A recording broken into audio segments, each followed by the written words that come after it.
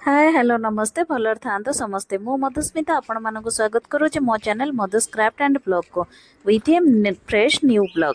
आपण माने जानिथिबे आमे माने एबे केन्दुझर रे अछो। रेस्ट नहीं सरला परे आमे इवनिंग रे बाहरिलु बुलिबा को।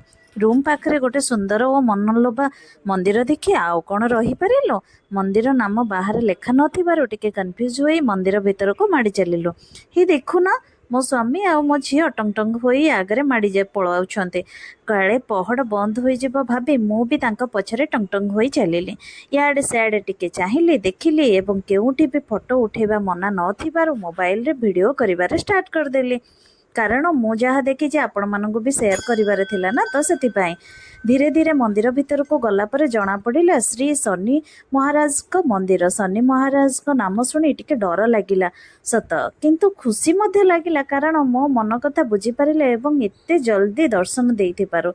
स्वप्न रे भी केबे भाबी नथिले बाटरे जाऊ जाऊ शनि महाप्रभुଙ୍କ दर्शन हेबो।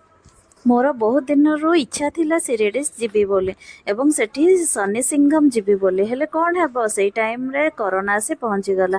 एबे जारे के डोरी लागी नथिला भाबीथिली हेले कौन हेबो भगवानकर अपार दयारु दर्शन भी मिली गला। कथारे अछि ए मन भाबुथाई जहा काले प्राप्त हुए ताहा। शनि महापुर एते दयालु मु केबे जानि नथिले। भलरे दर्शन कर सारा पर आमे माने टिके मंदिरर कारुकार्य देखिलु एवं बेढ़ारे थिबा यज्ञ मंडप को देखि बहुत खुशी लागिला। सतरे जेमिति पारंपरिक पुरातन यज्ञ मंडप परि दृश्यमान हेउथिला।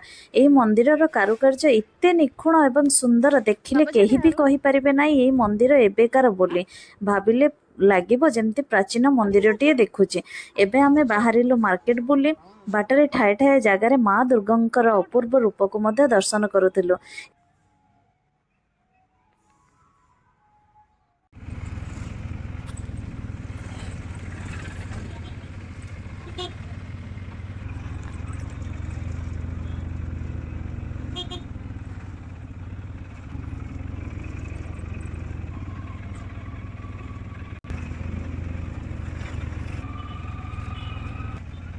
एबे केंझर रे हैंडलूम एग्जिबिशन मध्य लगी। तापरे आमे माने पहुँचलु अन्य एक नूतन गंतव्य स्थल रे। आपण माने ये रथ देखि जानि पारुथिबे आमे एबे केउं स्थान रे अछु।